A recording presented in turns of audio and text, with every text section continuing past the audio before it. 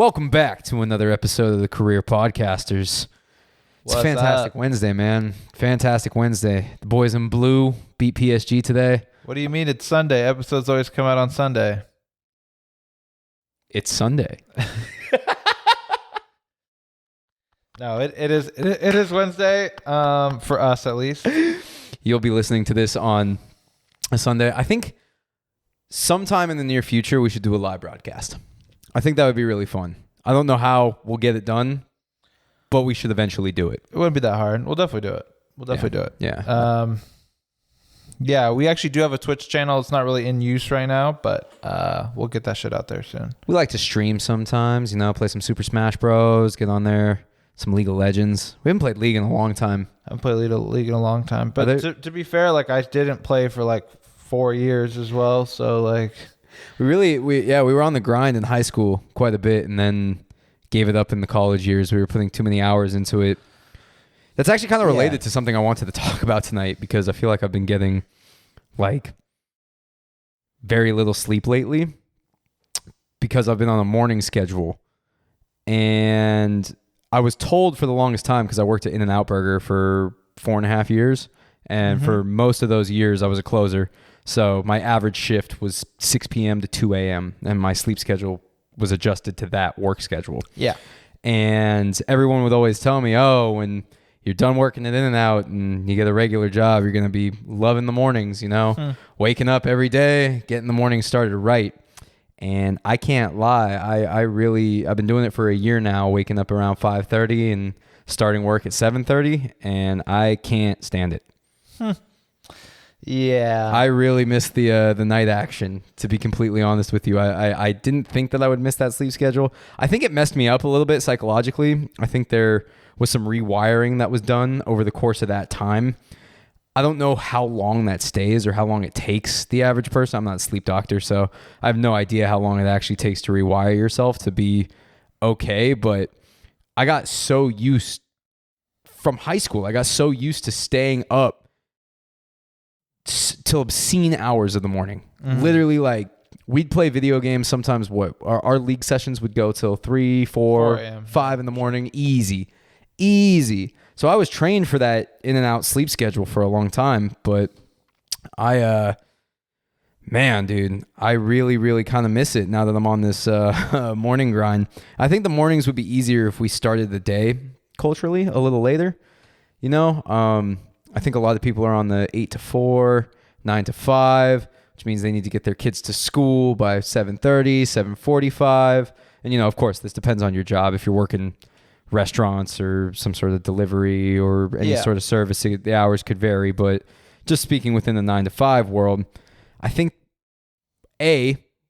people would do better in school in general. I remember I did better in classes in college that were in the afternoon and night than in the morning, because I'd walk over there, I'd be super tired.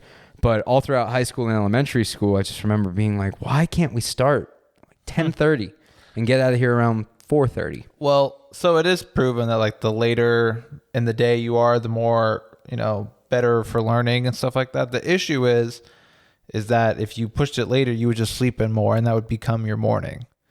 It's literally just pick a time. Yeah. Unless it's hella late, right? Like you said, you don't start till 5 p.m. or something, but then you can't really get a full shift in that way. It would just move your clock, right? In college, I went to sleep at 4 in the morning every single day. I was just going to ask you, you're neither a morning person, but I knew the answer. I just wanted the people to hear it out of your mouth. Every single day I went to sleep at 4 in the morning, and I usually slept till 12. So that was my sleep schedule. It's a good 8-hour sleep schedule. It's an 8-hour sleep schedule, but just because I would wire it that way didn't it didn't really fix anything. It just kind of was the same. I still hated getting up at noon. I don't know. It's no matter what, waking up when you're not done sleeping sucks. So it does. The real trick would be to get a full 8 hours and then not have to do anything for those first 2 hours of your day. You're allowed to have a slow start, right? We all could do that, though. That's what I'm saying. You wake up earlier. That's what I'm saying. Sure, you're right. It's pretty crazy. Let's say you start at 7, right? I start at 7. You start at 7. Let's say, you have to commute and stuff. Let's say, take that out just to make it easier. I would get up if I wanted to be like have a nice morning. I'd get up an hour before maybe. So Yeah, I wake think up an hour at is 6, sufficient. and that means I just have to go to sleep between 10 and 12. It's not that bad. How many hours of sleep do you aim for per night? 6 to 8. 6 to 8? Always. I aim for 8, but I always know once I get in bed, then I kind of dick around and go on my phone or whatever, and then maybe I'll oversleep a little bit or undersleep a little bit. I don't know how to That's break pretty that good. habit. I don't know how to It's really, stop checking my phone or like watching YouTube or doing something like, because I hear that affects it too. It makes it harder to go to sleep. Apparently the blue light affects your REM cycles, right? it's just harder to go to sleep. I don't know the science of it, to be honest. Yeah, I Your don't REM either. cycle is like a deeper part of sleep, so I doubt it's that. It might take you longer to get into deeper sleep, sure. But that's what you're not supposed to look at any screens like an hour before you try to go to bed. There's a lot of shit that fucks up your sleep, though. That's a big one. So you're kind of getting less hours even though you are asleep.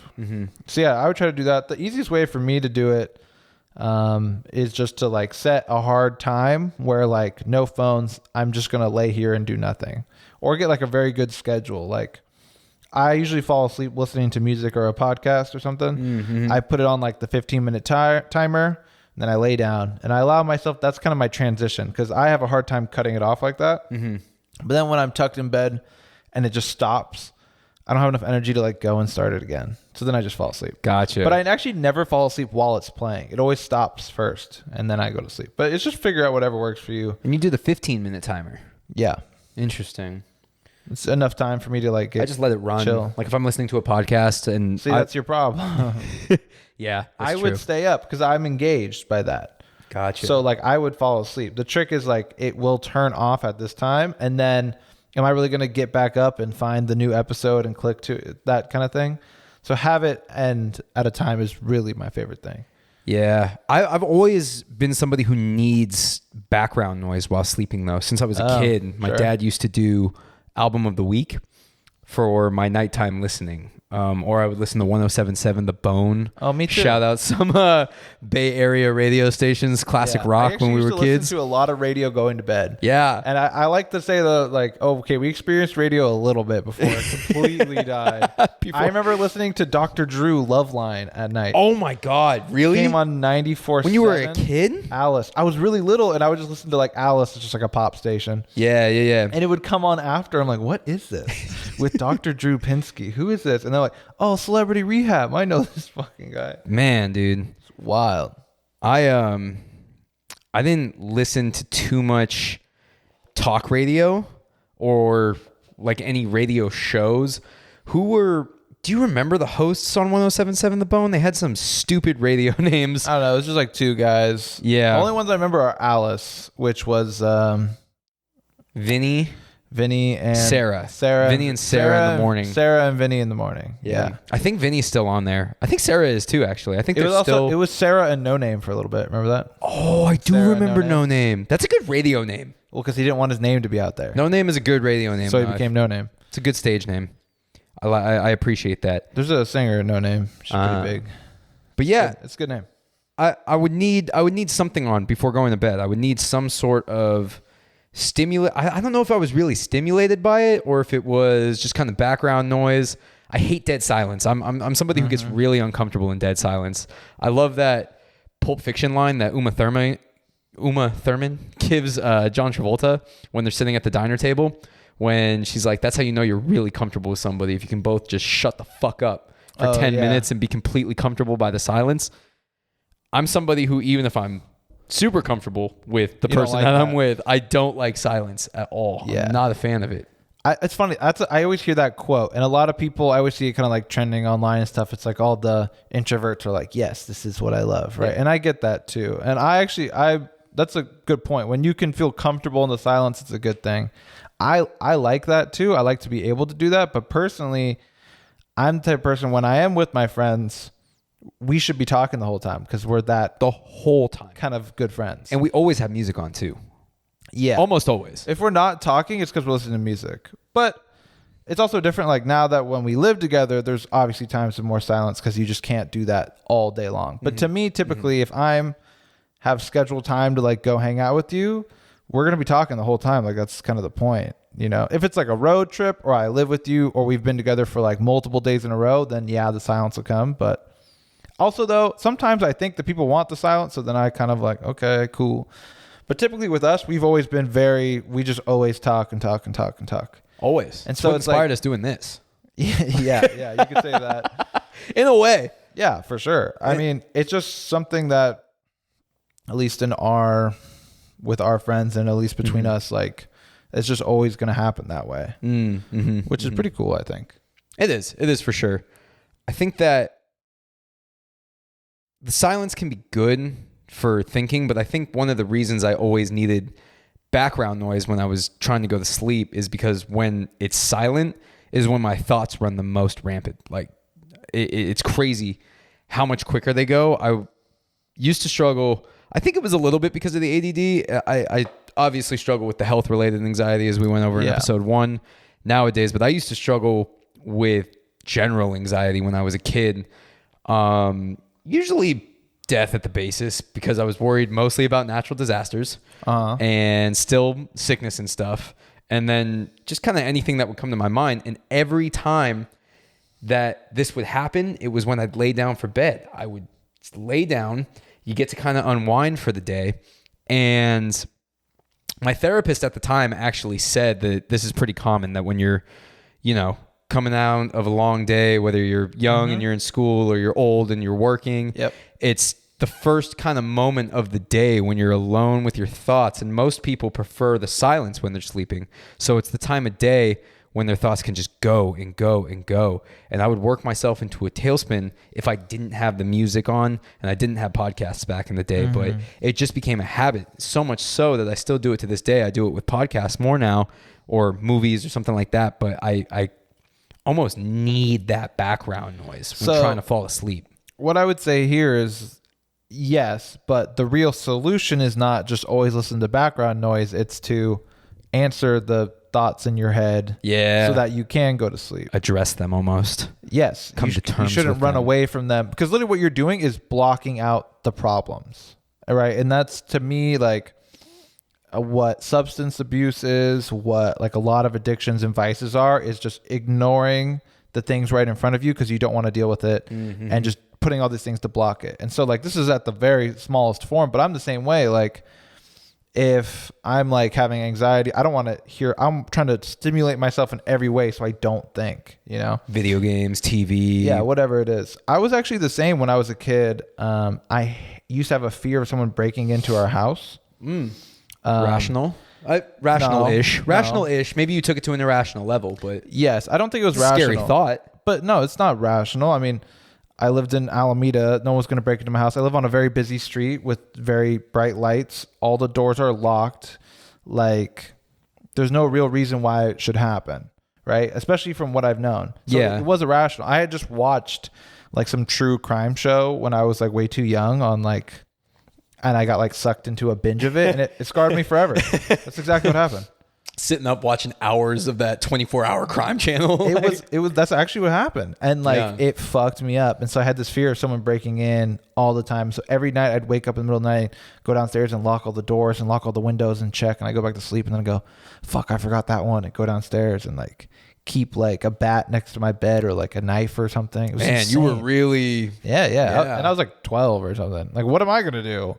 Like, they're just going to like punch me. Well, you felt grown at the time. You felt that if an intruder came into the home, you would be the most equipped maybe to handle it. No, there was no thought process. It was, this sounds fucking scary, and so I guess I'm supposed to do these things. But that's when I would get irrational and just do all kinds of things because I thought it would work or whatever. And so now I've actually pushed myself to the opposite, where I have to tell myself, if it's irrational, don't let it happen. Like, it's weird to say this, but almost like freeing to me to like walk in the house and not lock the door behind me. Because I know, depending on where I am, obviously some places do that, some places don't. But let's say I'm at my cabin on vacation, right? Middle of nowhere. There's no people. I don't need to lock the door behind me when I'm in the house. Yeah. But I still would have that feeling. So now I have to tell myself. You don't want also a deliverance situation happening. You don't see this is. Well, you're like a pig. But that's. You don't want that. Maybe you should lock the door at the cabin even more than the house on Broadway. No, that's your anxiety talking. It is. That's exactly what it is. And it's a movie that I saw that probably fucked you up. Too young of an age where I was like, holy shit. Totally. The fuck is this? Right? And like, that's so silly. Like, I don't need to. And you're right. There's no harm in locking it either. Right? Yeah. But the harm is doing irrational things in your head, I guess. And I would do a lot of these things. And so I would have to tell myself on purpose, like, okay, I'm not going to do it to show myself that it's irrational. It doesn't make a difference. So then the first time I finally did it, I'm like, okay, I'm not going to lock the door behind me. And then nothing happened. I went, oh my God, wait, I didn't die. No one broke in. Holy shit. And then like, and I still have the urge, but I have to force myself to not do it, or I know I'll tailspin again like that, like you're saying. Now, was this thought kind of hitting you all throughout the day? Was it that irrational of a fear, like whenever you were home, or was it more before you were going to bed and you could start thinking about it? Well, it's just, I assumed that we'd get broken into at night. I had these things throughout the whole day though.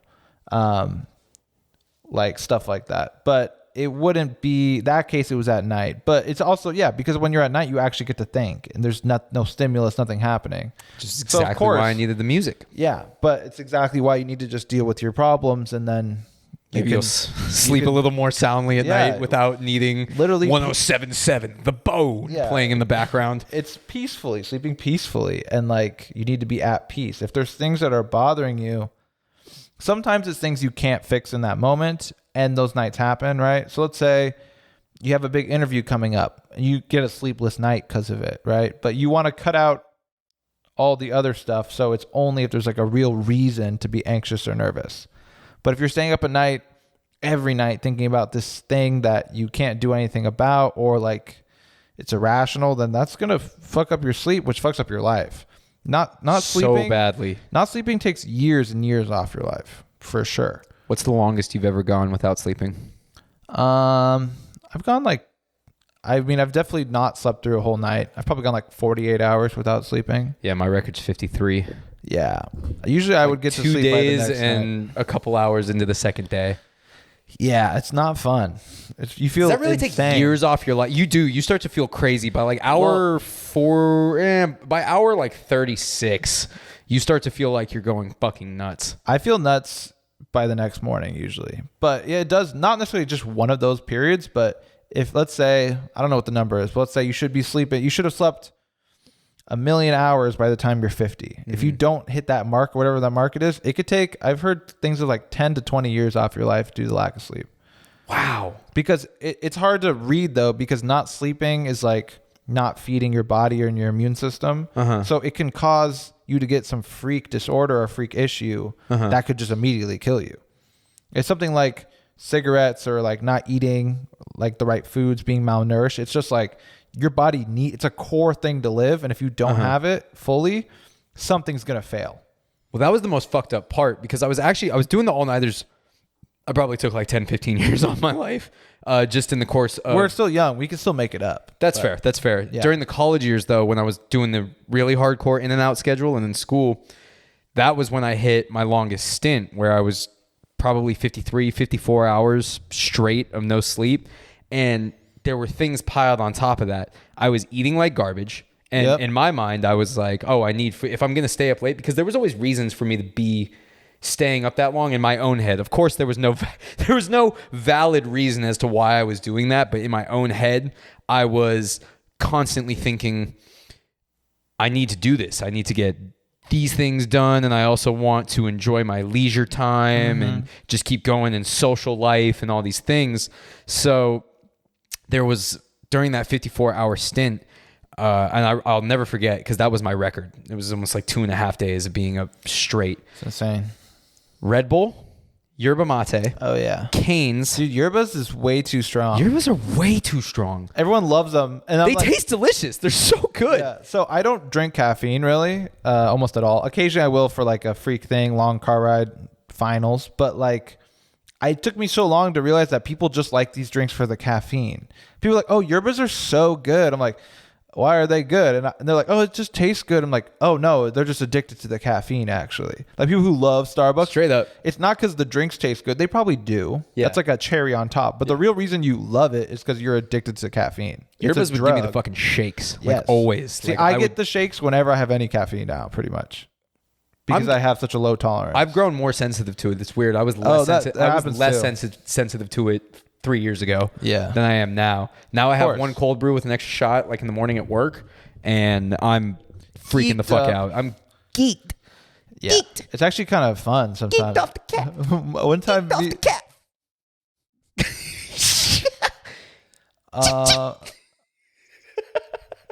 one time, that was so rough. I don't know what that was. I don't know what just happened. What happened in the studio right now? Who was that? What was that? A bird? Cringy Matt moments trying to ad lib the podcast. It's just that like it was like not like a typical ad lib, so it wasn't even like a reference. It was just like another noise. See, I was gonna say geeked off the beans, but that's actually a drug reference. Yeah, a real drug. That would have been reference. funny. It would have been funnier though. It would have been. All right, we'll do it again later. It'll come back up. Geeked off the beans will come, but we're talking about caffeine. Yeah. Well, that's what I was about to say. Is me and my roommate one time like shotgunned like 3 like Starbucks can things just because we were like, I think we could get pretty geeked if we just chugged like a bunch of caffeine. And like we were trying to be sober, like we weren't trying to smoke or drink. And so we were just like, fuck it. This is like, you know, the fiend days. Like this is the worst era. And it was so fun though. We were really just like, you go nuts. yeah, I mean, it's kind of like the people who used to do the Shadow Realm. Shout out to those Shadow Realm folks, you know. Crazy people used to put motherfuckers. pre-workout into like a beer and shotgun it. It's like a poor man's Insanity. cocaine, pretty much. It's insanity. And dude, I did it only a couple of times, but man, that shit fucked me up. I had like a heart attack damn near one time. Like I was like, like I thought I was dying. It was when I was really broke too. I wasn't eating well, like you're saying. All that stuff builds up, and then like I just was like, oh, I got a party this night. Yeah, whatever. And I was like, dude, I'm fucked up. Like this is really bad. Well, yeah, and that was the crazy thing because the caffeine was stacked up because I would use it to fuel the 54-hour nights. My average, if I would pull something crazy, was usually 36 hours. It would be a full night and then a full day. Why? I was doing it frequently because of that night schedule that I was saying. And sometimes I'd have morning classes and I didn't want to oversleep and I wanted to get stuff done. So you thought if you'd go to sleep, you wouldn't wake up for your class. Exactly. Not just that, I wouldn't get the work that I had put off for quite some time because I am the world's biggest procrastinator. I would worry. It wouldn't happen super frequently. This wasn't every day. But at least twice a month where I'd be pulling crazy all-nighters and doing these crazy things. And like you said, it was also in the height of the fiend days. So there were multiple things stacking up. There was the shitty eating, excessive caffeine use, cigarettes, and marijuana all at the same time. Drugs for 54 hours straight. No alcohol because I wasn't a big drinker. So there would never be alcohol involved. Sure, whatever. I believe you. I'm just saying all of it's bad. All of it's bad. I'm lumping it all together. You're right. Drugs generally. You're right. Alcohol's a drug. It was obscene behavior. It was crazy. And I think what started this whole thing is by like hour 36, 38 with all those substances in my body, which is weird because weed and caffeine were counteracting each other. Tobacco was making me... Oh, it wasn't? Well, that's not how drugs work. But yeah, go ahead. I thought because caffeine makes me amped and weed makes me a little more mellow. Now, okay, let's play a improv scenario here, right? Okay. I'm a doctor. I have a PhD in doctor shit about health and Doctor shit and drugs and stuff like that, right? And so you walk in and you tell me, "Hey, I haven't been feeling well, but I've been doing this. Do the balance out. Do the same thing you're going to say." Gotcha. Hey, Doc, how you doing today? Pretty good, Matt. What can I do for you? Well, I've been struggling quite a bit. You see, I've been working long nights lately at the fast food joint and kind of threw off my sleep schedule, and I have things going on in the morning sometimes. And I can't lie to you, doctor. I smoke a lot of cigarettes and a lot of weed, and I'm consuming just way too much caffeine. And I'd say about 3 to 4 times a month, I'm going on 36 to 48 hour benders of no sleep. Mm-hmm. And so why are you doing both those together at the same time? Why are you doing all that? Because I'm addicted. You're supposed to say that they balance out. Oh, because they balance out. They counteract each other. So why do you think they balance out? Well, because of the way I feel. Sometimes I get hyper when I'm on caffeine and more mellow when I'm on weed. So you think all these chemicals and drugs you're putting in your body is as simple as this makes me amped and this makes me slow. But yeah, you understand. It has to be, right? It's that simple. It's always been that simple. This didn't work out. This is a very black and white issue, Doc. Okay, let's do a blood test and see. But that did not work out, I thought. Regardless, the whole point there is literally, yeah, it does make you maybe feel in the middle of how you feel, but these drugs do completely different things to your body. Mm-hmm. Like, just because you feel somewhere in the middle, it's like the caffeine effect on your body is not going away because you smoked weed, and that's not going away because you did caffeine. The end result might feel somewhat more sober, but it's still dragging your body in both directions. And it was nuts. I felt like shit all the time, like all the time. And it was a really unhealthy cycle to be in. I'm really glad that I got out of it. Yeah. Even though I was talking about how much I missed the night schedule, if I don't have stuff going on the next day, obviously, if I don't also have morning obligations, I like the night schedule. I think you just like not working because you're always going to have to wake up at some point, right? No, because I'm fine. And I have an easy time. If I start at 5 or 6 at night, there's no way I'm going to oversleep. So if you're going to do... And go till like 4 in the morning, then I'll probably wake up around 1. There's no way I would ever sleep. I never slept like past 1 in the afternoon. My social brain would just wake me up. So the thing you like is waking up 4 to 5 hours before you have to go to work. Yes. That makes sense. But what I'm saying is you can do that at any time. Yeah, totally. I can wake up at 3 in the morning right now. You mentioned at the start that like... You were like, oh, how do I adjust? Blah, blah. It's really easy, I feel like, to adjust your sleep schedule. Like, you're right, people build it up over years and it can be tough to change, but people also fly across the globe into a completely different time zone and you get jet lagged for maybe like a worst case, like a week or 2. Yeah. But you can really drastically change your sleep schedule if you like really stay to it. Yeah, and I have. I did, and I've adjusted since that point. And obviously I've cut a lot of those addictions out of my life, and some not completely, but more so, I was going way too extreme, just way too hard in every aspect during that time. And it just got to the point, like I said, I was feeling sick and crazy. Like I would feel nuts. It's insane what that your brain's breaking down too. It really is. It's not functioning properly.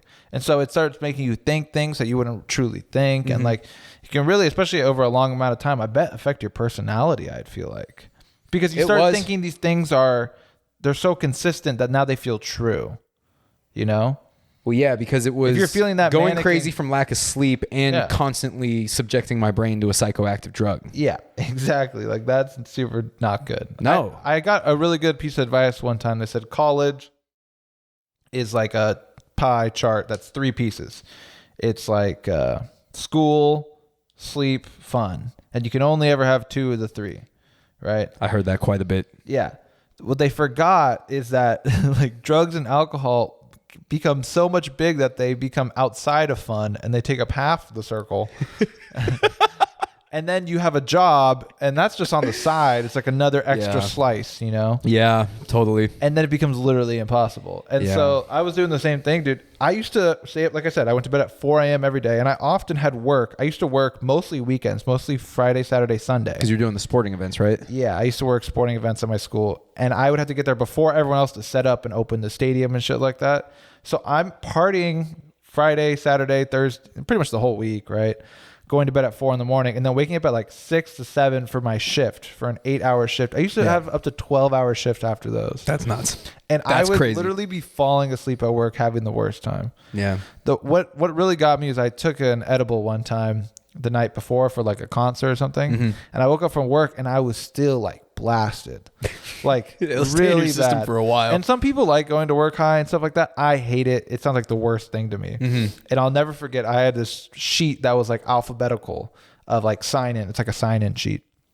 And I'm literally, they're like, hey, my name's Avery. And I'm just like, okay, Avery. And there's like 4 pages and I'm like flying through them. He's like, it's going to be like the first one. And I was like, oh yeah. Like literally not even knowing the alphabet. And then it hit me. I was like, dude, I can't do this anymore. Like I have to change something. But it's just like pushing yourself to that hard, like it fucks you up. If I forgot the alphabet, like that has to be doing more long-term shit to my brain than I think it is. Like that's really bad. Yeah. And that's the thing, man. It was that way for so long, and all these moments in my life. It's crazy how I think they have affected the way that I treat sleep now. And it's kind of crazy because I still need background noise. I still am attracted to later nights, later mornings. Yeah, me too. And I don't know what it's going to take to rewire to a quote unquote normative sleep schedule. I think you could do it really easily. I mean, all those things are just you telling yourself to change them. If you force normal, I don't know why the fuck I said normative. Continue. So I think all those things could be really, well, I have to say it again because you're laughing to the microphone. I'm going to cut this.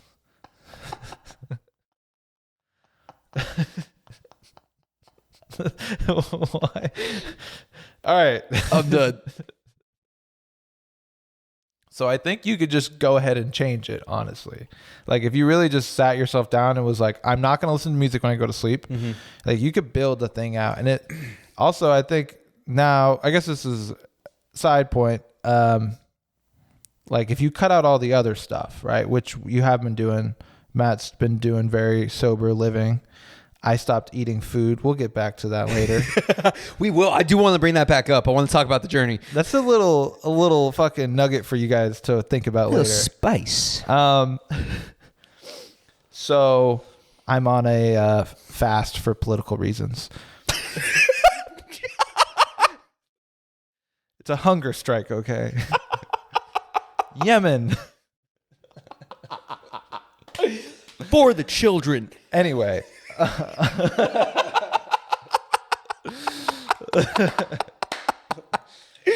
Continue. You think that it's possible for me to just kind of sit down one day and work it all out? I think you just do it, especially because you've cut out the drugs and stuff, and like you'll be able to address your issues that are keeping you up at night, right? Mm-hmm. And also just start to force yourself, and also just like being hard on that schedule. I think the issue is now in our lives, the fun stuff happens at night. The best part of the day happens between like 8 and 2 in the morning. Probably. Straight up. No, that's right. That's facts. Maybe nothing happens good after 2 a.m. or 1 a.m., whatever the saying is. Yeah, fuck that How I Met Your Mother bullshit. I think a lot of good things in my life that have been really good have happened after 2 a.m. There have been a lot of bad things that have happened after 2 a.m., but there have been a lot of good things after 2 a.m. Let's be honest here. If we had to weigh them out. More bad than good. Yep.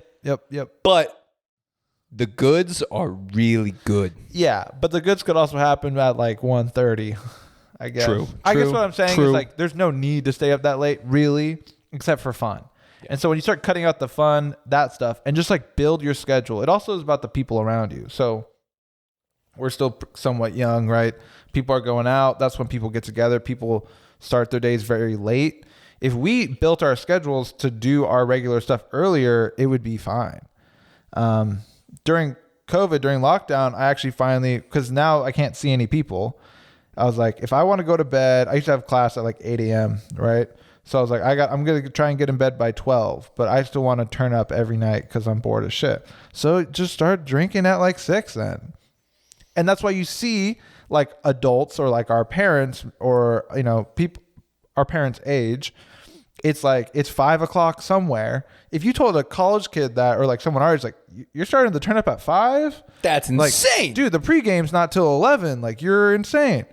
Why is that? I don't know. And the weird thing is, I think it also depends on where in the country or the world that you're at.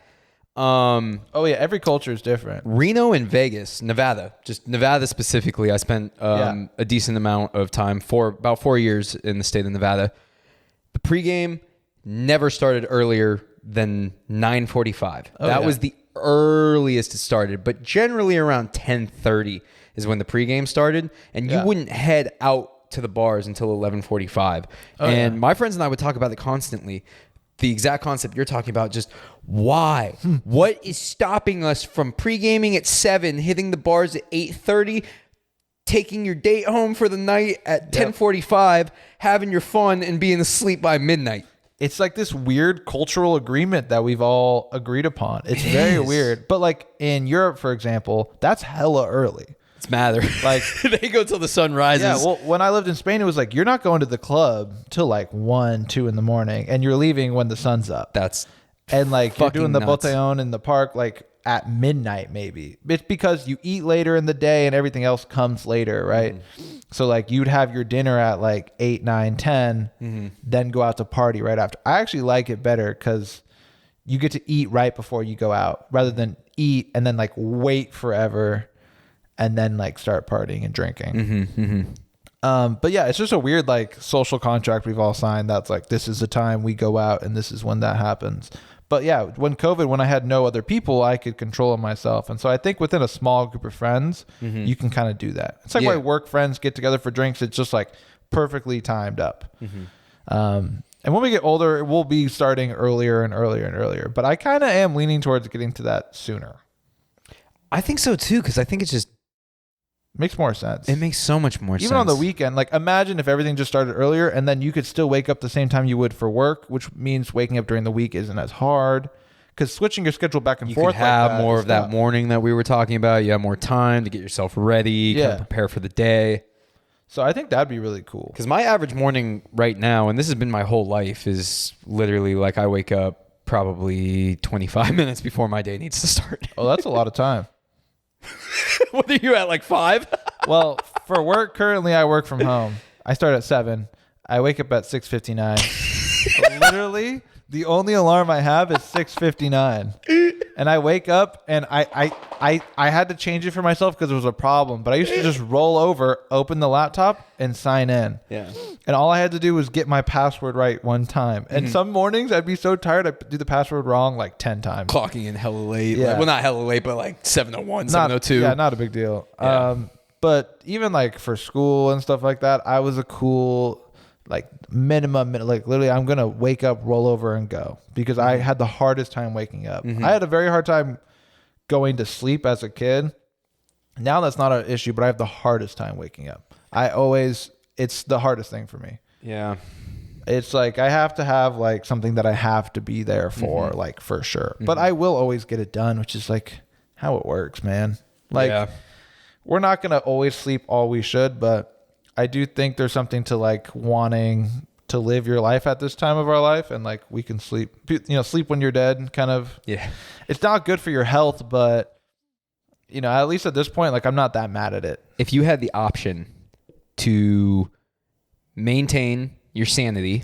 Yes, I would never sleep again. I would never sleep. Yep. I would never sleep. I knew exactly. I thought about this the other night. I was like, man, I wish I could never sleep. Wouldn't that be so sick? It'd be so fucking dope. So there's like theories about the most successful and rich and smartest people that they sleep less than the average human. Because some people of that kind of stature, maybe like an Einstein or an Elon Musk kind of guy, say that they barely sleep. They only sleep 2 to 4 hours a day. So they're just productive and working all throughout the rest of the day. Now, some people have said the opposite. Other big people have come out and say, no, I get tons of sleep and that makes me more productive. But everyone kind of figures out what's that window of time like. What's the optimal amount of, what's the minimum amount of sleep you need to do everything at the top level? That's what you're looking for. But so you don't want to sacrifice. There's a sweet spot between quality and quantity. Quantity being the amount of time, quality be the quality of your work. And there is some optimal crossing point. And I think everyone just kind of finds that. To me, that feels like probably between 4 and 6 hours. I think I could get like 5 hours and like do everything that I regularly do. But I also like sleep too. Like I don't. It's nice to turn your brain off. It is nice to kind of get that, but get ready for some Eastern Sadhguru knowledge real quick. This is the Sadhguru period of the show. It's going to come frequently throughout this whole podcast. But there are... God damn it. Go ahead. I like my Western way of thinking. How dare you introduce me to a new way of thinking? You're speaking to a vegan, you fucking scum vegetarian. Well, so you're actually en route to what I'm about to say. Oh. So there is a technique Sadhguru claims. Again, you can believe it, you cannot. I personally do. I've heard of this. Yeah. I believe him. If you take certain steps in your life. Part of it is your diet. He says to achieve this is vegan completely, only plant-based, no animal product. Sure. And the amount that you eat too. So it could possibly be, he says if you need meat, go with fish because it's the least similar animal to human beings. So again, just spewing things that I've heard. From their perspective, this is what they believe is the optimal. And I can't lie, I personally agree with it as well. It makes sense to me when I hear him talk about it. A lot of things make sense when charismatic leaders say things. Go ahead. You're such a douche, but okay. I mean, right? People. Yes, you think all the Germans were just like, man, this Hitler guy's an asshole, but we'll just listen to him anyway. It's like, no, people agreed with him. It's like cult leaders. And You're stuff. right. Not saying that this guy is, but I'm saying that's not a great. No, and it does get dangerous, and I probably should look into it more. But some of the things that along this path make sense to me. So I want to say though, I'm not comparing those to cult or like Hitler. It was a joke. Just jokes, folks. Just jokes. I'm just saying that like and extreme comparisons for the sake of hyperbole. Yeah, hyperbole. Great word, man. So basically, what he's saying is that once you manage to change your diet, eat less than what Western science teaches us we should be eating. Sure. And eat differently, more natural. Maybe it's not even vegan. Maybe it's just all natural, Maybe you have your own goats and cows and fish farm and stuff like that. Is that what he says or what does he say? He personally doesn't do the meat, but like I said, he says if you have to do it, limit it. Give yourself 3 days in between. He says after thousands of years of science have proven that meat, and again, not my words, but meat stays in your body for 3 days. Sure. It takes 3 days and it affects your sleep. It affects because your body is constantly having to break it down. It makes it more tired. It's working when it should be resting. Exactly. And eating before bed is a huge thing too. Definitely. When you eat throughout the day is a huge thing as well. Yeah. So once you start to be able to change the diet, which you've been doing, if you're on this where your body is not working very hard to break down the food right now, it's very easy. You're drinking Soylent. Yep. And it's very easy for your body to break down. Oh, yeah. Spoiler. Did I bring it up too early? So I'll explain. Pretty much, I just recently on Monday, today's Wednesday, so today's day 3. I've been drinking this meal replacement. It tastes like a muscle milk or like a protein shake kind of. I got the chocolate one. And you just get like scoops of this powder. You put water in it. Yup. And it gives you one bag is your full, all the nutrients, all the calories, everything you need for the day at the exact amounts. So if I eat 5 of these drinks a day, I shouldn't need to eat food. And I have not eaten any food for 3 days now. It's been nuts. And you feel good, right? I feel great. I've been working out a little bit. To the Sadhguru stuff, man. If you're feeling good, right? Your energy levels are high. The thing is, I don't think Sadhguru would agree with this because this is like GMO created in a lab powder that I'm eating. True. So in a way, it is vegan in the no meat product sakes, but it's not like this like natural kind of thing in that sake. So tofu. I guess what I'm saying is like I agree with the end result or like the ideas of it, but I don't know if his reasoning is like because meat is closer to humans. I don't know about that, but I think that there is a point to what he's saying, and like doing plant-based diets and stuff can be really good for some people. I just think every person's body is so particular. It's silly to think that there's just like one answer that everyone should follow. I agree with that statement, but for me and the point that I've gotten to in my life, when he said that certain animals are closer to humans than say fish, it made a lot of sense to me. Muscle, bone, mammals, it made sense. And maybe there's a couple things that he says that the blood is similar to ours. And but like, why is that a bad thing? Just the way our body processes that. I don't actually know. I'd have to look more into this. Fucking thought so. I'm a poser. That's fair. I guess what I'm saying is if his reasoning is because it's too close to humans, I don't get why that's a problem. It's weird. It's right. Not the full that's not the that's an additional fact. Okay, so I'm gonna just throw that away then. Okay. Because the real reason you don't want to eat the meat is because it sits in your body too long. That's the reason. The main reason is that it takes 3 days for your body to expel everything it needs to from the meat. Yeah, you see those ads where it's like you're carrying around sludge in your stomach all the time and shit like that. And Western science is starting to prove this too. He's based entirely on Eastern yogi science, which has been around much longer. I know, than Western but you're science. proving it to me with Western science. Yeah, and I would not There are a lot of people that switch over to being introduced to Eastern science and completely say fuck Western science. What I'm saying is two different things, same resolution. Yeah. His is like it's too close to humans, and then the other one, which I agree with more, is like, oh no, it sits in your body. We've done these studies that it's working. The same answer is it's the same thing. That's what I'm saying. Gotcha. That makes sense. If that means not eating meat, right? It doesn't matter. The reasons are different, but the result is don't eat meat. Gotcha. I don't personally think like you should or shouldn't for that reason, health wise. I don't know enough about it, but for me, environmentally is why I don't want to eat meat. So it's a little different. And that makes sense. He claims about environment too. Makes sense. Over farming, over fishing. There's a lot of reasons that go into it, but it's a part of this grander scheme for lifestyle and how to actually make your way through a day. And the diet is the first part. Incorporating serious amounts of meditation is part 2.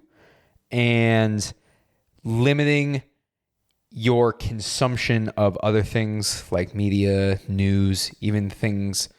He never says reading's bad, but reading too much can be making yourself think too much and overworking your mind can all lead to not being able to do this. But what he does is claims that if you start making these steps in your life, you start eating a certain way, which is the vegan and less, you start meditating more throughout the day, and you start limiting your amount of time of what we would consider here in America extreme productivity and things like that, you could sleep for 2 hours a night and be completely rested and fine.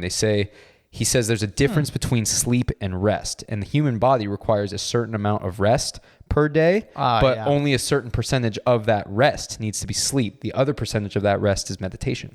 And once you can reach a certain level through meditation, you're restful, but you're still How many hours of meditation a day? Fuck if I know, man. I can't remember off top, but it's probably about 4 to 5, maybe between 4 and 6. So he's just replacing sleep with meditation. Yes. Then. Okay. Yes, and that doesn't seem that crazy because he's reached a state in his meditation where he can put his body in a similar state of sleep. And this isn't bullshit. Well, it could be, of course, like you said. There can always be people attesting to a charismatic leader. It's also could also just be special that way.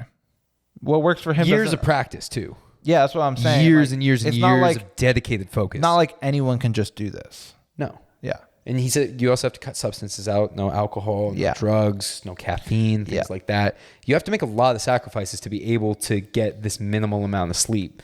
And maybe you could even cut back on the meditation so that you can do what we're talking about, where you're using your hours how you want to. The thing is, it doesn't seem like you can. That seems to be the key aspect, is that you're resting instead of sleeping. But to me, you're right. In that time of I want more time in the day, it doesn't really solve that problem for me.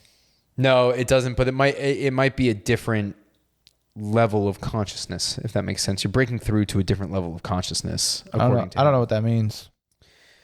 Hitting a certain state through meditation is just, it's hard to put into words because we actually, and he says it this way too, because of different languages and stuff. We don't have a lot of terms for these kind of things in the English language, but it's basically just elevating your consciousness to a mind state of just being. It's almost like you turn yourself into a plant where you're alive, but you're just blissed out. It's crazy when you nirvana, like what they call nirvana, what you study is reaching this state of pure bliss, just existing, the not absence of thought, but just the passing of thought. You're not really thinking, you just are. And apparently it's the state of euphoria. I've never hit it through meditation personally. It's probably extremely hard. It takes years to do it naturally. And apparently you can get to these meditative states faster with things like ayahuasca. But if you're going to take the natural route, which Saad, that's the only route that he promotes. He says, why would you do that if you could do it naturally? Yeah.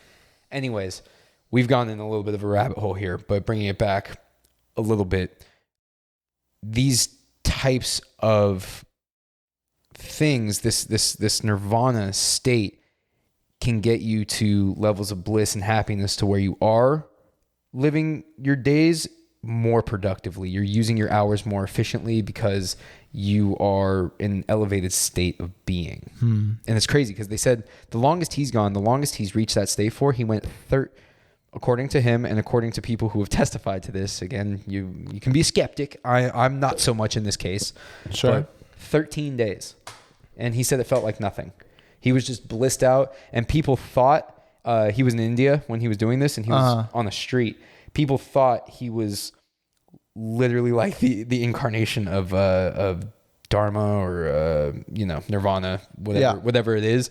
So much so that they were just placing flowers and stuff on him. They thought that he was like the reincarnation of a god because of he was channeling it or something. They'd never seen anything like it. They'd walk past him every day, and he was just so blissed out in his state of meditation and completely in this elevated state. And it's hard to explain. It's hard to explain to people who grew up in America too, because a lot of us don't really focus on this kind of stuff. We don't focus on living this way. And like I said, you have to make, according to him and according to other people who say that they have reached this state and are able to reach this state through meditation, you have to make serious life changes. We wouldn't be able to do 70% of the shit that we do now.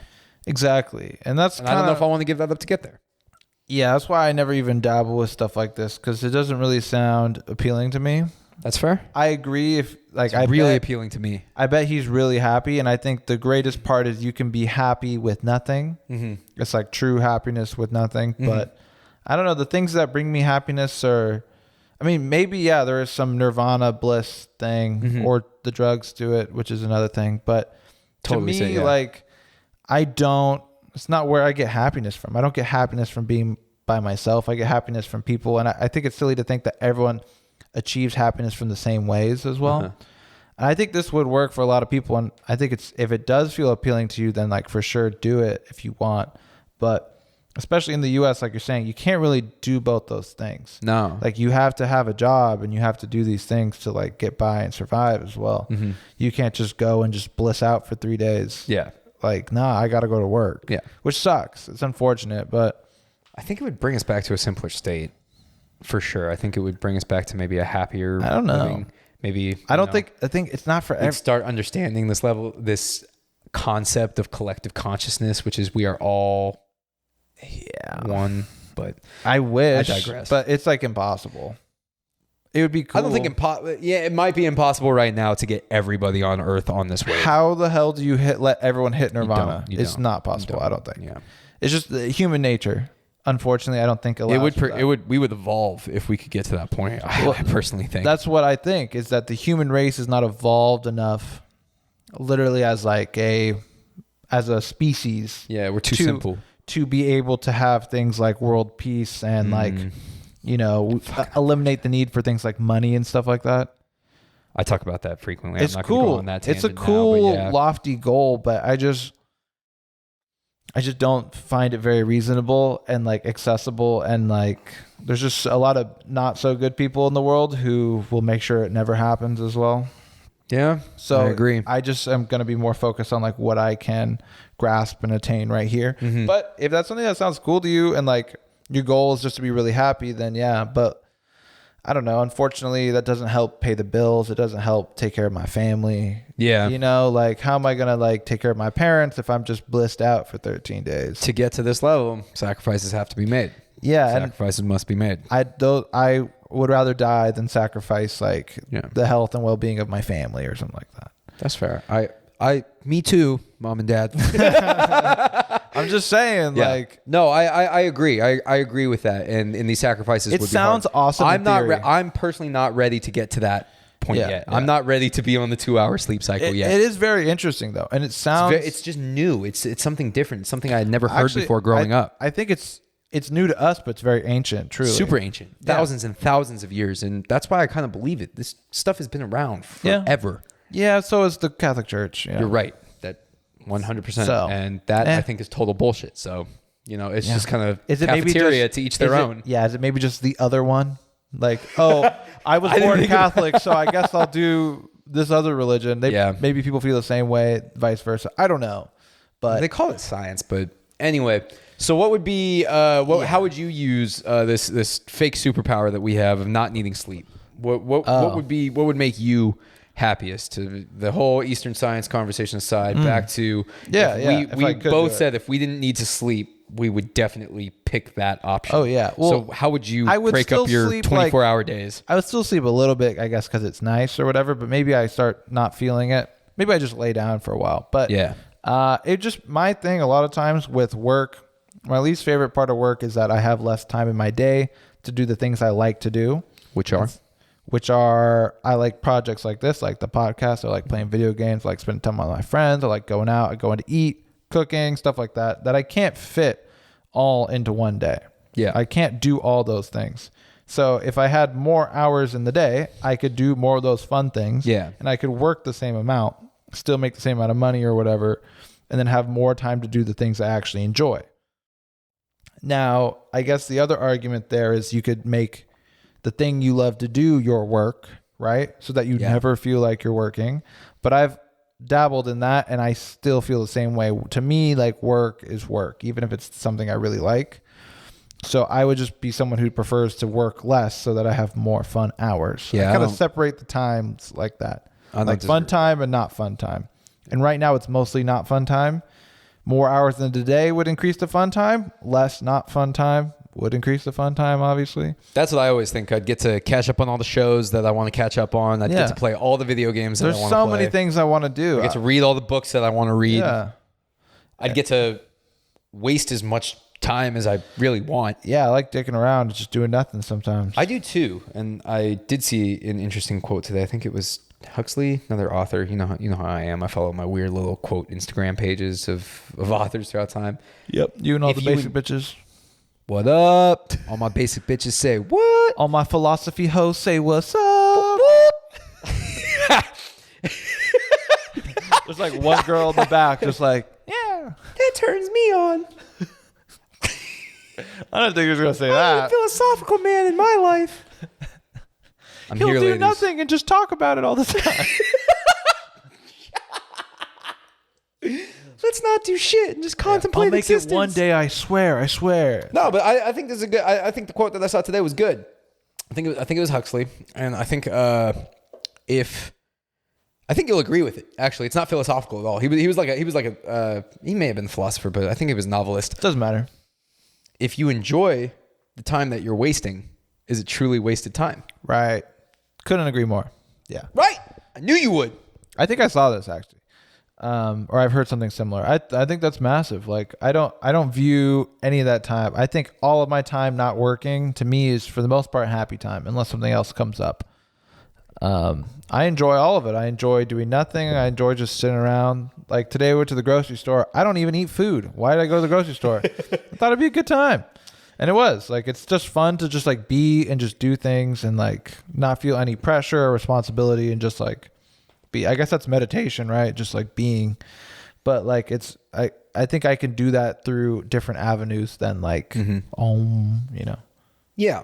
Yeah, I do agree that you can hit meditative states without. No, I'm not talking about getting a meditative state. I'm just talking about a relaxed state, relaxing and being happy in the moment and just feeling, bliss and happiness and like what I'm currently doing, not worrying about the past or the future, like just being, right? Being present. And you're actually onto something there in terms of the Eastern Science stuff. They say that worry of past and future exists because human beings have a fantastic imagination and an incredible memory. Yep. I don't think those are the exact words, but imagination and memory are the two things. Imagination, the future, and memory, the past. And we, as human beings, and this I agree with because I know personally as a human being, I struggle with this a lot. I'm constantly making up scenarios for myself of how I want the future to play out, and I'm constantly reflecting on the past. I have a very difficult time unless I'm around people I enjoy and I'm hanging out with my friends or I'm doing something that's distracting me. If I'm just thinking, it's in the past or the future. Yeah, of course. Always. And like those things you're saying, hang out with your friends and stuff like that, those are you blocking it out and ignoring the issues that are in your head. Yeah. You need to be comfortable. I guess what I'm saying is like the meditative state is like you can just be even when nothing's going on, right? Mm-hmm. And then to me, it's like, that's great. But I also want to be when things are going on. I want to be able to do things and still be present, not fully stimulated. Like me walking around the grocery store isn't like I'm doing this, but I'm just like living life. I'm not really doing anything too crazy. I'm just talking, shooting the shit, relaxing. Like that's a similar thing to me. The peak of it, of course, is do absolutely nothing but be. But that doesn't sound as nice to me. Maybe it is, but yeah, it's really hard. I think you just have to like be very comfortable with who you are and be confident in what you're going to do in the future, and then knowing the steps to take and knowing that all you can worry about is the step you're on, right? Because if you're always thinking about I want to do this, and you're not doing anything to it, it's like one of the worst things you can do. You're just wasting time. So anything you think of that you want to do, you need to just like be doing it. And once you're confident that what I'm doing right now will help me get to that goal, you'll stop thinking about that goal as much directly and more just focus on what will get you there. Yeah. It's that connection is massive, I think. Yeah, I still, I know you'll tell me what you always tell me, and don't skip steps. I know you think you need because we talked about this the other night. I think you like the idea of getting the confidence first and then being clear about what you want to do. But I really think you should be achieving just trying to be as clear as possible and not necessarily confident. I feel like confidence is a little more contrived, a little more. Okay, well, give me your definition of confidence and clear. Because I feel like my definition of confidence is probably what your definition of clear is. Actually, probably that makes sense to me. Just different words. Yeah, to me, confidence is cockiness. Building up in your own head that I'm right and I know what I'm doing. See, that's your issue right there. Is you think that's what confidence is. Yeah, but I think clarity is just understanding, feeling what your next steps are. You're right. But I guess what I'm saying, it's the same thing, different terms. Yeah, it doesn't matter. Yeah, that's fair. But shouldn't, I guess what I'm saying is the more typical term is cockiness and confidence, right? And so you shouldn't think that being confident is like a bad thing. I don't think it's a bad thing. I think it leads to some bad decision making from time to time. Because I think. What do you mean? Because when you're confident in your decision making, almost when you feel confident in the decision you're making, do you stick to that decision without thinking any further past it, or does it take so much forethought that that's what leads to the confidence in the decision? Of course, it's the forethought. You're confident because you got to that place. You're not blindly confident that I'm a genius. My first take is right. It's like no, I've really researched, I've really studied, and I've built this confidence up to know that, this is the right decision. It's like a doctor who studied their whole life to be a doctor is confident when they diagnose you, right? It doesn't mean they're like 100% this is it, but they're like, in my opinion, from what I've learned, what I've built up over all these years, this is how I feel, and this is what I think it is. But I'm going to keep looking at every option, right? That's confidence to me. I guess that's exactly what you're saying clear is. Yeah. Is they know all this so that it becomes very clear and easy to them. Yeah, it's just regardless, a same feeling. Thing. I'm not saying confidence in the fact that you just think you're great at everything. It's like, no, you need to build yourself up in these regards, but it's harder. Once you built yourself up in regard to one thing, it's easier to go to the next. If you have confidence in nothing, I think it's very hard to start, or clearness in nothing, right? But if you are confident in one thing, even if it's a little thing, it tells you and shows you that, I can do this with anything if I want to, and get to that level of clearness or confidence. That makes sense. And I, as appreciative of language as I am, I can see how your definition of confidence could almost exactly match my definition of clarity. And that makes perfect sense. So yeah, that's a good point, actually. It's cool. Regardless, it's just different terms for the same thing. But yeah, why do we even mention that? I don't forget what we're talking about. We've covered a lot, actually. No, why did we talk about confidence? I can't for the life of me remember. I don't know. I just think I don't know. We were talking about like the job you do is like the thing you love or whatever, something like that. But I just feel like man, if I had more time in the day, I would just do so much cool shit all the time. That's what got us to that conversation for sure. Yeah. But I think something bigger than that is we have a lot of time in the day that we waste that we could be doing our cool shit. Like today, for example, felt pretty fast, but I felt like there was just tons of wasted time and shit like that, in my opinion. Do you think I didn't do shit today? Do you think things like that we're just addicted to naturally, like phones, YouTube, I wouldn't. things like that? Yeah. Do those contribute to that wasted time? So No. like we just said, we both agree with the statement, if you're enjoying the time that you're quote unquote wasting, is it truly wasted time? So what would your definition of actually wasting time be? So there's a point in which it's like too much, right? Let's say you enjoy knitting, right? And that's like one of 10 things you enjoy. If you want to do all the things you enjoy, you can't knit 10 hours a day. You can only knit an hour a day to fit in all the other stuff. And so sometimes I think we linger too much on one thing that we may not weigh as heavily. Like, yeah, I like watching YouTube, right? Mm-hmm. Does that mean I should do YouTube for 5 hours a day? Mm-hmm. When I actually like talking to my friends more, maybe I should be talking to my friends for 5 hours and YouTube only 1. Something like that. I think we get stuck in these things that bring us very small amounts of pleasure and happiness, like your phone, right? Seeing the next thing in your feed is like the bare minimum of like happiness.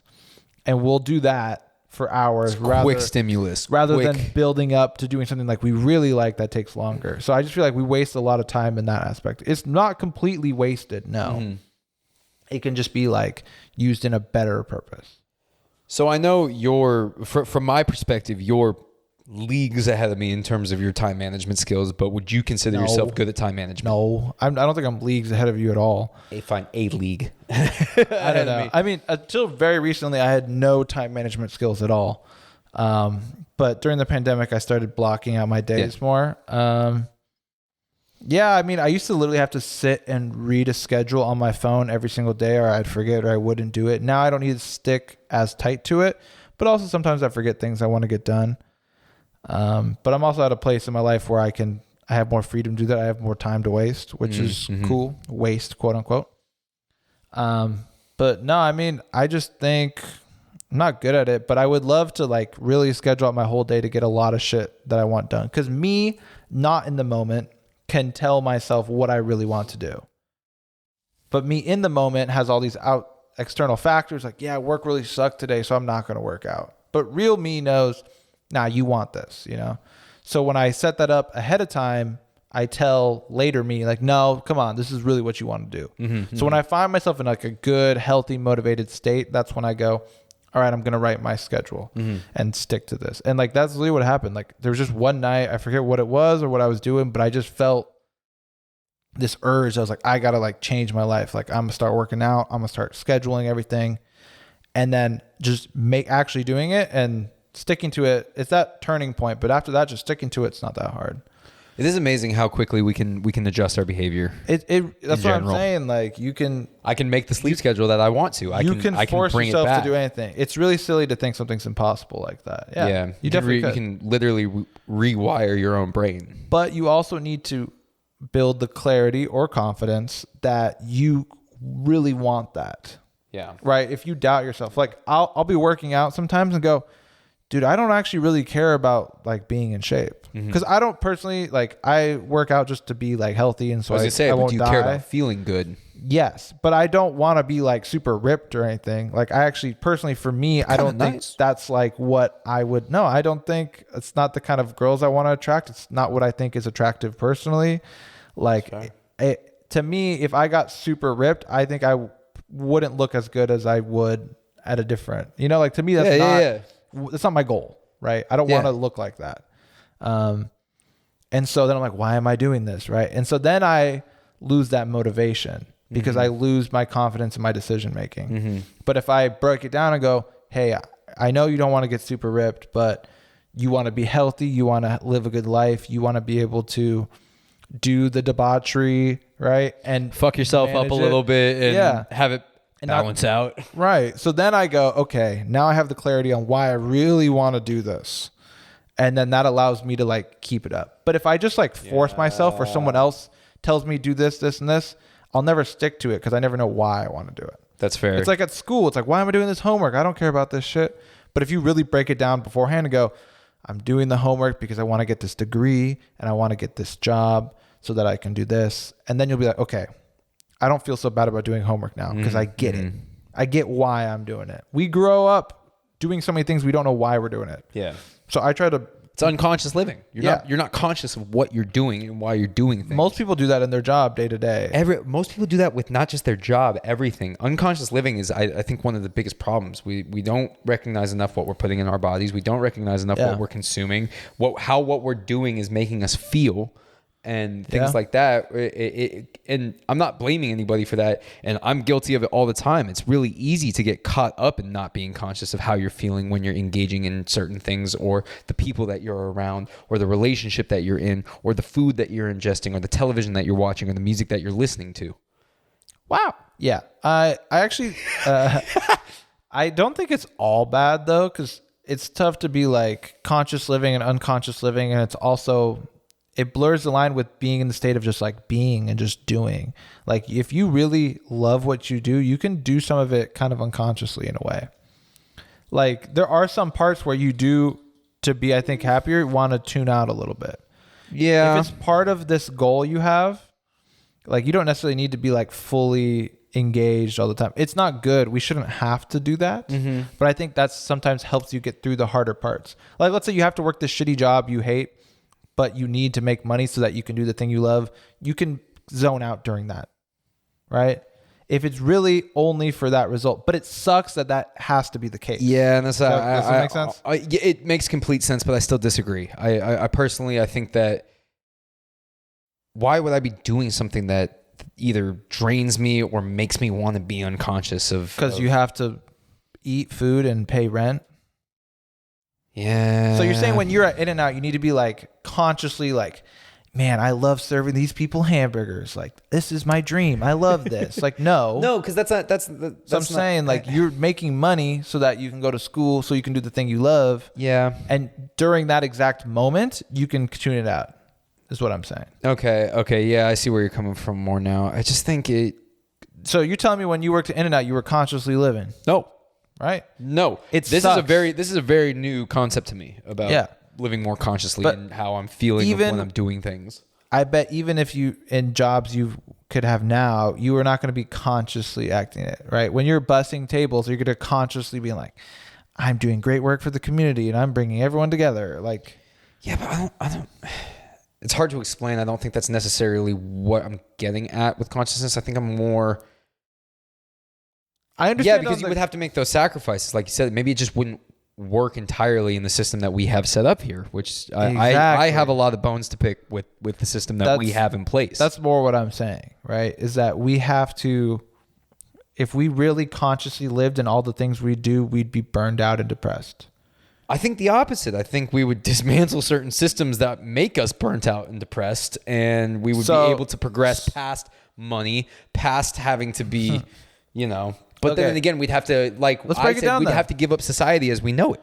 Yeah. So it would change everything. The thing is, who is we? Who's going to break this down and change this? How is you being conscious at In-N-Out going to just make everyone else conscious at all their jobs? It's not. Right. It's difficult to achieve. So it's not on an individual level. Like you said, almost right now when we talk about it, it's an impossible concept at the time. I just have a hard time finding the path to get there. We all do. That's why we're not there yet. Yeah. We all do. But I think we can take small steps. Like, how does the food that you're eating make you feel?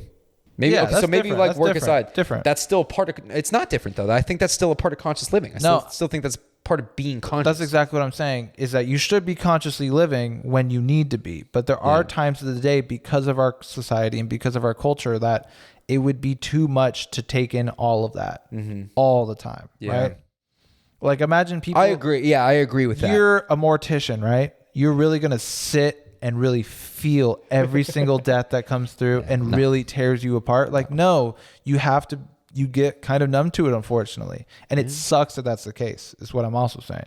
But like, it's a matter of our culture. I think that's kind of what I was getting at. That sometimes it does make me sad that we're so unable as a society, at least here in the States and in a lot of, pretty much everywhere right now, pretty much everywhere in the world. It's not possible to get there, and I just wonder what we'd act like, what we'd be like, what our behavior would be, what our priorities would be if we didn't have all those factors. Obviously it looked very different. We may not have all the cool shit that we have nowadays. We wouldn't be smoking weed out of computers, but yeah. It's true, but I think the issue is like how much of you thinking of that makes you unhappy, right? Sometimes it makes me unhappy because it makes me sad that society is the way that it is. Yeah. But sometimes it makes me happy thinking that I can progress myself maybe past that point. That I could myself live a certain way. Remove yourself from it. In a sense, and it would be hard. There would be sacrifices that would have to be made. Like we were saying earlier, Yeah. there would just be so many sacrifices that I, as an individual, would have to be 100% willing to make if I were to get to that point. And I personally, I'm not ready. I'm not ready to sacrifice some of that stuff. Okay, so this is really interesting to me. So it seems I agree with that. So it's pretty much we've decided you're not going to change the whole system, at least not in our lifetime. Yeah. No, So maybe we could spark some ideas, but yeah. Sure. I actually think there's an argument that you could really try to push this, but it seems like the loftiest goal possible to think of. So let's pretty much say it's impossible for sake of the argument, right? Okay. Yeah. So then it's either give into the system and play the game the best way possible, pretty much, for you as an individual, or remove yourself from the game and just like be. So it's one of those two options, kind of, right? It seems to me that way now. Yes. So which will you choose? And I think being in this limbo in between is almost more dangerous. It is more dangerous. And honestly, if I'm being honest with myself right now, I am definitely in the limbo. But if I had to guess, because when we have nights out, like the other night, I got on stage for the first time for a stand-up open mic. And, we had a couple drinks. We had a great time with the friends. We went out to a good dinner, which was In-N-Out Burger, but I think that's a great dinner. And I'd have to give all that stuff up to reach it. So if I had to guess right now, if I had a gun to my head and was told I had to pick one way of living, I would stick with the one that I have now. Right. And so this is going to be kind of nuanced here, so let me kind of explain it. So then maybe you should stop worrying and thinking so much and depressing yourself in this idea of this society that's not obtainable for your own individual and like mental health. For my own happiness, for my own sense of belonging. I think that's what I'm trying to get at. And it sucks and it's sad that that's the case. And I think it is possible to think and write and discuss these things and not become saddened by it. Mm-hmm. But if you can't do that, maybe it's best to just not put that mental energy and stress and worry into that. But some of the best things in life are hard to do too. Sometimes having that level of an open mind and experiencing something that new, once you break through, then it's a beautiful thing. You're right. But if it's really holding you back and worrying you and taking up this much, then is it worth it, I guess? If you're not even going to do it. Yeah. You already said you're not going to go that path. So why are you even considering it? Why are you even letting it take up? Well, because I said I wouldn't do it right now if I had a gun to my head, but I'm not completely opposed to maybe one day getting over. So it takes time. It's worth the pain of limbo to keep that avenue open? That's what I don't know.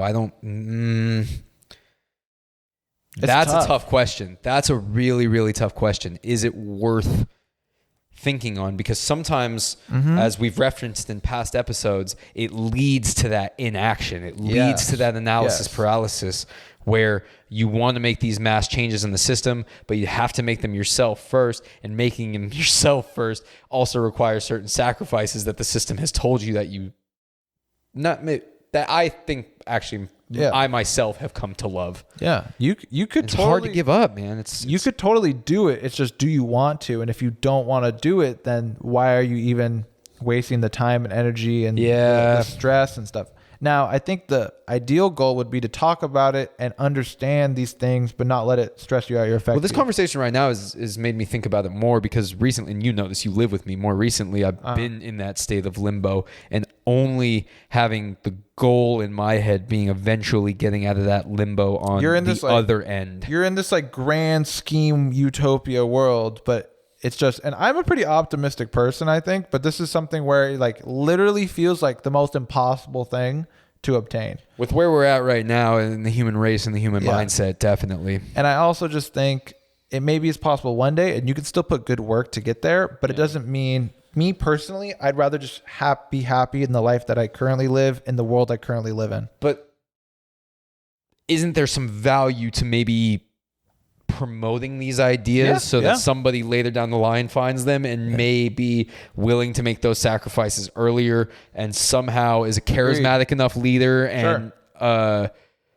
convincing enough person to actually spark this next state of human beings. So are you going to do that? Do you want your life to be the next Sadhguru who goes around and preaches this and spreads it? I don't know, because it also sounds pretty great making a bunch of money off of a best-selling novel and living life in the society that's built for me already. The dangerous, exactly. But like that's also what Sadhguru does, is he sells and profits. He does. He has books. He makes money. He actually argues that right now, for how the world is, money works. Money is just how it is. So then even he concedes.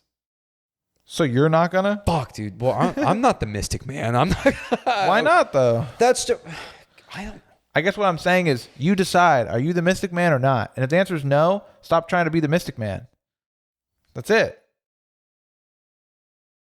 Damn. Or go full send and be the fucking mystic man. But I guess what I'm saying is if you decide I'm not the mystic man, like I've decided. Then don't depress myself with the fact that I'm not going to be. I can have this conversation with you and understand that it sucks. We're not evolved past money and we can't all be happy, right? But that doesn't depress me anymore because I've given up the dream of being the mystic man. Mm-hmm. You know, acceptance. I've accepted that like this is the world we live in, and I'm going to make the best of it that we can, while also promoting the next generation, the possibilities. You can do both. Is it for you personally, not in general? For you personally, is it an optimistic acceptance or is it a defeated acceptance? No, it's super optimistic. Super optimistic. It's like freeing. See, that's the thing. I would feel like it's a little defeated for me. Well, yes, because you're still saddened by it. Because you think it's an obtainable goal. You think I could do it, but it's just so hard, and it makes you sad because it's so hard.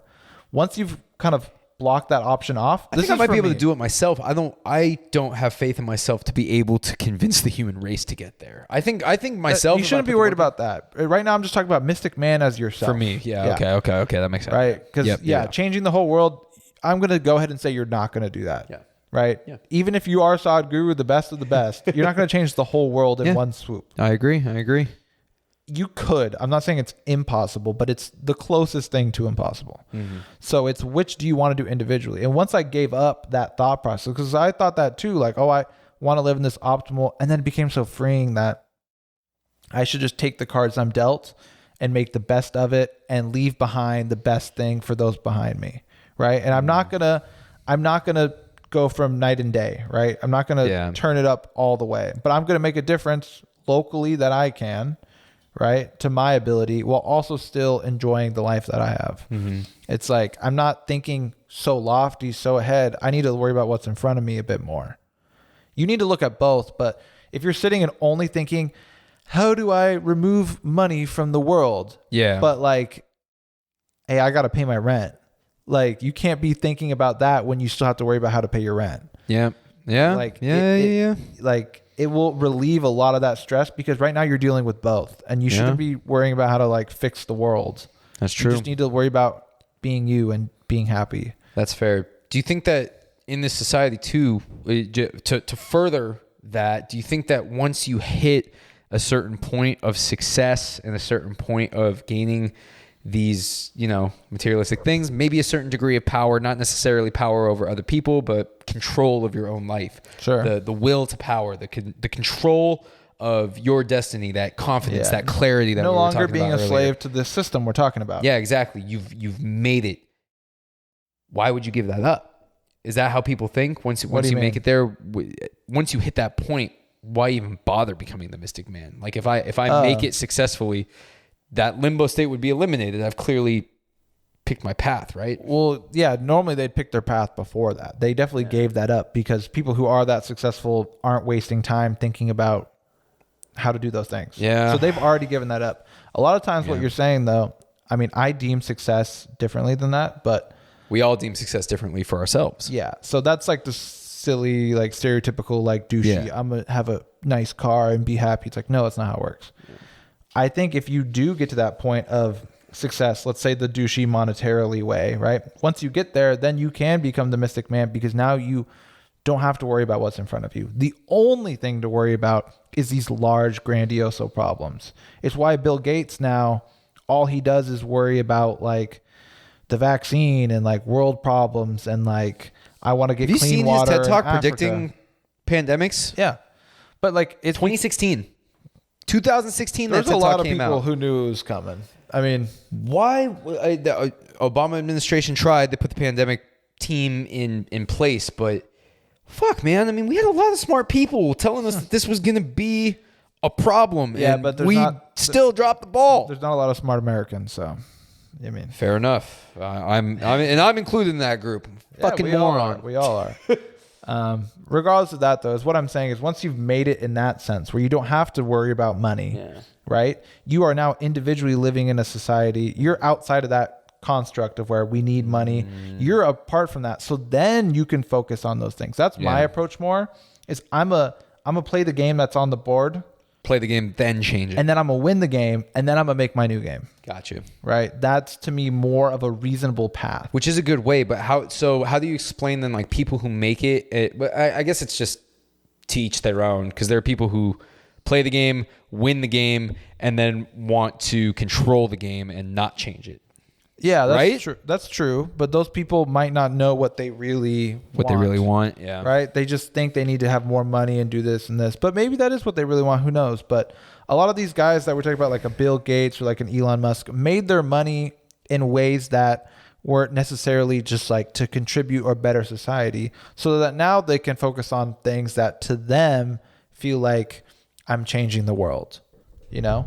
And that's always going to be a personal thing. It's There are going to be different for people everyone. who think you're making the world worse, even though in your perception you're making the world better. Totally. And it's just like, I don't know if I would be one to step in and be like, this is how we make the world better. But I think I could do some small things, at least at the level I'm at each step of my life, that will make a difference. And I'm not going to sit and like worry about how we have world peace or something like that, because I can talk about it and I can theorize it, but since I don't believe that's my calling, it's not something I ever expect to do. I have no emotions attached to it. I think there's value in talking about it. Yes. I think there's a lot of value in at least putting those ideas out into the world. Yes. And getting people thinking about it more, because we all do get caught up in our own lives so much that we don't. But I think you need to remove yourself so much so that you're not staying up at night thinking about it. That's unhealthy as well. Yeah. Right? I can sit here and talk to you about it. That's why I have the music. That's why I have the podcast, Yeah. because this is the type of shit that runs through my mind when I lay down to sleep. So to fix the problem, it's not keep listening to the podcast. It's to release yourself from those worries and those stress and accept that, hey, address it. Get the fuck out of the limbo. Yeah, I'm not going to do this. I'm not going to fix it. And that's okay. You know? Yeah. I'm going to do this. Yeah. Right? And if you feel confident or clear that, hey, I'm going to do this, then you have nothing to stay up at night about, because you're on your trek. Yeah. But like, dude, you're worried about too many things that you can't control. Yeah, and I give this advice to people all the time: is worry about what you can control, worry about what's within your ability to actually tangibly control, and every external factor is, dude. And that's You'll live in the moment. That's a concept as old as like Marcus Aurelius, like the classics, the classic philosophers. That's what you want to talk about philosophy. Like that's what you got to listen to and believe, because that's like real shit. It is like, real shit, and that's something that humans from the beginning of time have recognized. Mm-hmm. Man, dude. Is how people manage with the memory and the dreams or aspirations or whatever. So like, and then I'll get much better sleep at night. Yeah. Much better sleep, and I won't need 107.7 The Bone to put me to sleep. It'll just make you happier, I feel like. I think it will. And I think that's the best advice you've given me all week. You give me a lot of advice frequently because I'm seeking it constantly. I appreciate these talks that we always have. But yeah, getting to that point of out of the limbo. Getting out of the limbo is so crucial, I think, for a lot of us. We're all in this kind of limbo state of, is this what I want? Is this what I want? And just, achieving that level of clarity is so fundamentally important to happiness and a sense of belonging as a human being and a sense of purpose almost. Creating that sense of purpose is getting out of that limbo state. Yeah, definitely. And like, just, knowing what you want to do. It's hard to decide that, and that can change. Mm-hmm. But if you're like confident that this is what I want to do right now, and allow, if that changes, you'll be happy with what you're doing right now. And like, if we're talking about this whole world peace shit, if everyone just focused on being as happy as they possibly could, maybe that would get us somewhere farther. I think we treat each other a little bit better. So maybe it's not I don't want one charismatic leader to like take over the world and make us all happy. I want each person to find their own happiness. And so that's all you can do right now. Remember when every person over the age of 35 in America thought it was going to be Joe Biden? Yeah. Thanks, Uncle Joe. And with that, I think my rec of the week. Have we? What have we been consuming this week that we can come into agreement in terms of pop culture media? My first rec is going to be Soylent. Soylent! Shout out. Kidding. Can we get that Soylent sponsor? Yeah, get a Soylent sponsor. Alex is on the full Soylent diet. Yeah, I'll be monitoring it as well. I'm trying to keep some like health data and stuff. You ever been on the Soylent? You ever been with the shits, bitch? Yeah, I'll try to keep everyone posted on like the progress and whatnot, how well I do. But I do think it's something to look into if you're interested. If you don't necessarily have enough time to make meals, or for me, dietary reasons, like eating a lot of foods isn't good for me, or having a varied diet. So it's just something I'm experimenting with to see if it improves my health. I don't think I'll do this no solid food ever, but it's kind of fun to see. Yeah. So a group of us, Matt included, are all trying to make these changes, and so we'll see who lasts the longest. Live a little more consciously. Yeah, consciously live. I guess I'm a vegan now too, so I'm better than everyone now, right? Is that how it works? You're on top of the fucking world. Yeah. And anyone who doesn't live like you is an asshole. So funny to me that now I'm the vegan. I know, because Vinny and I have been promoting it for so long. I don't know, man. Man, dude. And with that, I think it's been another fantastic conversation here on the Career Podcasters. Follow us on the socials. As always, check us out. Comment if you're a real one on the Instagram if you made it all the way through the episode. And with that, peace.